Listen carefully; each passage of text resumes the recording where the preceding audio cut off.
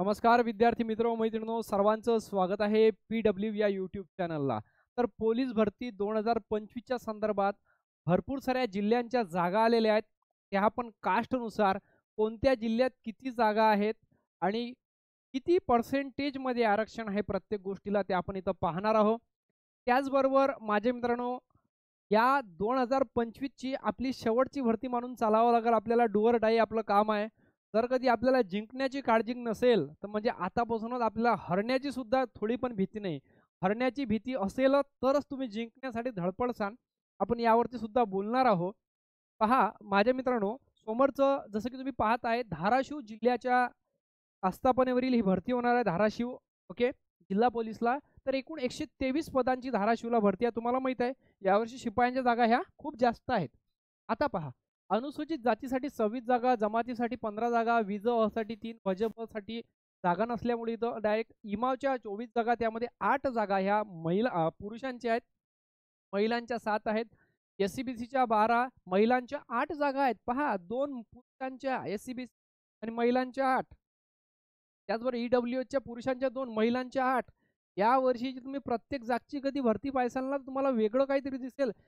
पुरुषांच्या तुलनेत महिलांना जास्त जागा आहेत बरं का. त्यानंतर ओपनच्या 6 जागा, महिलांना 9 जागा आहे ओपनमध्ये. पुरुषांच्या 6च आहेत. म्हणजे या वर्षी तुम्हाला सांगतो, जरी जास्त पोलीसची भरती होत असली दरवर्षीपेक्षा, पण शिपायाच्या जागामध्ये साधारणतः असं म्हणा तुम्ही, महिलांना पुरुषांच्या तुलनेत जास्त जागा पाहायला भेटू राहिल्या. ठीक आहे. त्याच कधी इकडे माझा आवाज क्लिअर येतोय, थोडासा कॅमेरा बंद पडला असेल. ठीक आहे. 32 जागा ह्या माझ्या मित्रांनो सर्वसाधारण आहेत आणि महिलांच्या 38 जागा आहेत. तुम्ही पाहू शकता महिलांना जास्त जागा आहेत. त्याचबरोबर धाराशिव नंतर तुम्ही सोलापूर ग्रामीणला सुद्धा पाहू शकता. एकूण 92 जागांची भरती आहे. तुम्ही याचा स्क्रीनशॉट. त्याचबरोबर SCच्या 15, STच्या 14, OBCच्या 17. इथं सुद्धा सेम तसंच पाहू शकता. 4 जागा पुरुषांच्या, 5 जागा महिलांच्या. ठीक आहे. याचबरोबर 31 जागा, इथं थोडंसं 31 जागा ह्या कोणाच्या असणार आहे, सर्वसाधारणच्या. 31 जागा महिलांच्या. माजी सैनिकांना 15% आरक्षण दिलेले आहेत. भूकंपांना 2%, प्रकल्पांना 5%, खेळाडूला 5%, महिलांना 30%, अंशकालीन पदवीधरला 5% आणि पोलीस पाल्य 3%, गृहरक्षक दल 5%. अशा प्रकारे माझे मित्रांनो इथं आपण पाहू शकता. यानंतर आहे संभाजीनगर ग्रामीणला एकूण 53 पदांची भरती होत आहे. SCच्या 5 जागा आहेत, STच्या 2 जागा आहेत. या 5 पैकी 3 जागा तर महिलांच्याच आहे. ठीक आहे. आणि 1 जागा दिलेली आहे माजी सैनिकांना. यानंतर STच्या 2 जागा आहेत, NTCच्या 3 आहेत, SBC 1 आहे, NTD 1 आहे, NTC 1 आहे, NTA 1 जागा दिसत आहे. ओपनच्या महिलांना 2 आहेत, पुरुषांसाठी 5 जागा दिलेल्या आहेत. सर्वसाधारण एकूण साधारण जागा 13 दिलेल्या आहेत. महिलांसाठी साधारण जागा 16 आहेत. इथं सुद्धा महिलांना जास्त जागा पाहू शकतो. याचबरोबर माझ्या मित्रांनो बीडचं पाहू शकता. तर बीडमध्ये एकूण 174 पदांची भरती होत आहे. SCच्या 8 जागा आहेत समथिंग. ठीक आहे. STच्या 2 आहेत, मला इथं क्लिअर दिसणार नाही. त्याचबरोबर SBCच्या 3 आहे, 11 आहेत. त्याच्यामध्ये 11 मध्ये महिलांच्या जागा ज्या आहेत, 11 जागा टोटल असणार आहे OBCच्या. त्यामध्ये 12 जागा तर महिलांच्या आहेत, 2 जागा सॉरी एकूण 29 आरक्षण दिलं आहे. इथं 11 जागा पुरुषांच्या, 12 जागा महिलांच्या आहेत. ठीक आहे. ओपनला पाहू शकता तुम्ही 14 जागा पुरुषांसाठी, महिलांसाठी 13 जागा आहेत. EWSला 4, 5 अशा प्रकारे 174 जागा भरल्या जाईल. त्यानंतर हे SRPFचं आहे माझ्या मित्रांनो. हे प्रत्येक गटाला भरती होत आहे. ओके. इथं पाहू शकता अमरावती SRPF गटला फक्त 42 जागांची भरती होणार आहे. सोलापूरला भरती होणार आहे 74ची. नवी मुंबईला होणार आहे भरती 29. 464 समथिंग पद आहेत हे चंद्रपूरला. ठीक आहे. हे थोडं क्लिअर कमी ओळखते. 1ला 48, पुणे 5, जालन्याला 44. त्यानंतर नागपूरला पद असणार आहे. दौंडला 31, 110 जागा असणार आहेत दौंडला गट क्रमांक 7ला. मुंबईला 65. यावर्षी SRPच्या जागा खूप कमी आहेत. हा गट मात्र खूप जास्त आहे चंद्रपूरचा. ओके. चंद्रपूर आणि काटोल. तर ह्या गोष्टी पाहिल्या असेल. ओके. पुढे आपण पाहूया. हे आहे जालन्याची भरती. ठीक आहे. जालन्याला 154 पदं आहेत. म्हणजे मराठवाड्यामध्ये सुद्धा यावर्षी चांगल्यापैकी पदं आलेले आहेत. जालन्याचे आपण पदं पाहू शकता माझे मित्रांनो. OBC साठी एकूण 11 जागा आहेत. SC साठी 10 आहेत, ST साठी 2 आहेत. त्यानंतर ओपनसाठी 14 आहेत. EWS साठी 4 आहे, SCBC साठी 4 आहेत आणि SBC साठी जागा नाहीत. त्यानंतर आपल्याला पाहता येईल 154 जालन्याचं हे त्यानंतर कुसळगावची जी भरती होईल, काय कुसळगावची जी भरती होईल ती पाहू शकता माझ्यामध्ये 213 पदांसाठी कुसळगावची भरती आहे. 213 पदांसाठी आणि एस सीच्या 38, एन-टीच्या 21, बी-जे-एच्या 9, एन-टी-बीच्या 7, एन-टी-सीच्या 10, ओबीसीच्या 56, एस-सी-बी-सीच्या 29, डब्ल्यू-एस 29 आणि 82 जागा ज्या असणार आहे त्या ओपनच्या असणार आहे. ओपन जास्त आहे तर कास्ट वाईज सब कास्टमध्ये आरक्षण पाहू शकतो. हे जे आहे ते कुसळगावचं आहे आणि गट क्रमांक 19. त्यानंतर आपल्याला पाहता येईल मीरा भाईंदर पोलीस. त्या मीरा भाईंदर पोलीस आयुक्तालयाच्या धर्तीवर हा 34 एस-सीच्या जागा असणार आहे.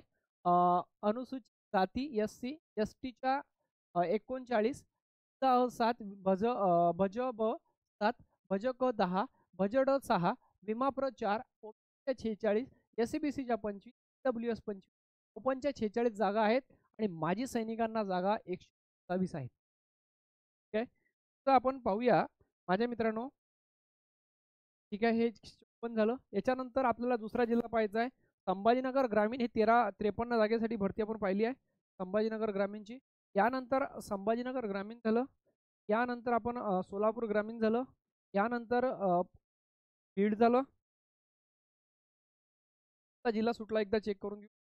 संभाजीनगर ग्रामीण झालं. या व्यतिरिक्त तुम्हाला माहिती आहे गोंदियाला भरती होणार, त्याचे सुद्धा जागा आलेल्या आहेत. ठीक आहे, गोंदियाच्या सुद्धा जागा आलेल्या आहेत. यानंतर माझ्याकडून काही जिल्हे सुटले असेल, होऊ शकते, तर तुम्हाला ते टेलिग्राम, व्हॉट्सॲप वेगवेगळ्या माध्यमातून उपलब्ध झाले असेल. अमरावती ग्रामीणला माझे मित्रांनो 214 जागा होणार आहे. नांदेडला समथिंग 192 जागा आहे. ठीक आहे, नांदेडला समथिंग 192 जागा आहे. आणि आपल्याला ते PDF दाखवलं होतं माझ्या मित्रांनो, का ते PDF मध्ये तुम्हाला त्या जागा किती आहे ड्रायव्हर शिपायाच्या हे तुम्हाला इथं क्लिअरली समजेल. हे होणार नाही आता. ओके, तर अशा प्रकारे ह्या शिपायाच्या जागाचं विवरण आहे. SRPF, ड्रायव्हर आणि शिपाई. विनंती करेल दिलेली माहिती सर्व तुम्हाला समजली असेल. पोलीस भरतीच्या संदर्भात अपडेट आल्याबरोबर मी आपल्यापर्यंत घेऊन येणार आहे.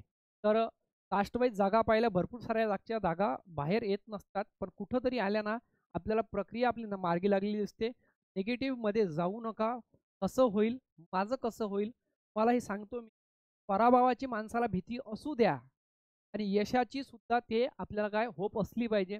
जर तुम्हाला पराभवाची भीती नसेल, पराभवाची भीती नाही, तर तुम्ही कधी अभ्यास करणार नाही. तुम्हाला असं वाटेल असं करता करता वय निघून चाललं आपलं. भरपूर साऱ्या लोकांचं वय निघून गेलं. आता आपल्यातल्या ज्या मित्रांचं वय निघून गेलं त्यांना विचारा, वय निघून गेल्यानंतर काय करताय. त्यांना असं वाटतं मला फक्त एक चान्स भेटला पाहिजे, काही करू शकतो. याचा अर्थ असा आहे का ते आता पहिल्यांदा पोलीस भरती करू राहिले, याच्या आधी त्यांनी पोलीस भरती दिली नाही. असंच आहे, एकदा वय निघून गेल्यानंतर कसं निघून जाते ते लक्षात येत नाही. आणि म्हणून 25च्या मधले पोरं आहेत त्यांनी खूपच त्याच्यावरती असू द्या. एकदा वय जास्त झाल्यानंतर भरपूर सारं प्रेशर, घरचे कामं वाढतात. दुसरी गोष्ट म्हणजे महिलांना तर डायरेक्ट म्हणतात का लग्न करून टाक बुवा आता, नंतर पाहिजे ते भरपूर दिवस झाले. त्यांच्या मागं महिला आपल्या यांच्या मागं पोरांच्या मागं एवढे सारे घरचे कामं वाढतात, घरच्या जबाबदाऱ्या वाढतात. त्याच्यातून अभ्यास करायला खूप वेळ कमी मिळत असतो. बेटर गोष्ट आहे, अभी नाही तो कभी नाही, फक्त आणि फक्त अभ्यासच करा. आपल्याकडे गेलेली जी भरती आहे ती आता आपण वापस आणू शकत नाही, पण येणारी भरती आहे ती अजून गेलेली नाही. म्हणून आता गरज आहे काम करण्याची. काम कोणासाठी करून राहिले, कोणावर तुम्ही उपकार करून राहिले नाही, तुमच्या आईवडिलावर करून राहिले. स्वतःचं आयुष्य स्वतः तुम्ही बदलण्यासाठी धडपडत आहे. ते डू ऑर डाय करेंगे या मरेंगे, त्या मराचा आहे का भरती झाल्यानंतर नाही. आता लागायचंच आहे या अँगलनं. लागण्यासाठी ज्या पद्धतीनं अभ्यास करावा लागतो, अभ्यास कसा म्हणजे 20 घंट्यातले 20 घंटे अभ्यास असा नाही. मी म्हणेल प्रत्येक विषयाला 1.5 तास कधी दिला ना, फक्त मन लावून 1.5 तासात तुमच्या डोक्यामधून कधी इंस्टाग्राम, कधी ते टेलिग्राम, कधी आपली क्लासमेट एखादी जुनी मैत्रीण तिचे स्टेटस पाहणं, तुमचे स्टेटस ठेवणं बंद करा आणि पाहणंही बंद करा. त्याच्याशिवाय पर्याय नाही. तुमच्या यातलं पहिले इंस्टाग्राम, सोशल मीडिया ॲप्लिकेशन जे असते सध्याचे डिलीट मारा. तुमचे कुठंच फ्रेंड कुठं जाणार नाही आहे. हे लोक तुमच्यासोबत बोलत नाही, लागल्यानंतर ते तुम्हाला स्वतःहून कॉल करणार आहेत, मग भेटायचं आहे, चहा घ्यायचं काय काय वेळेस. अशा प्रकारच्या गोष्टी माझ्या मित्रांनो मला एक सांगणं आहे.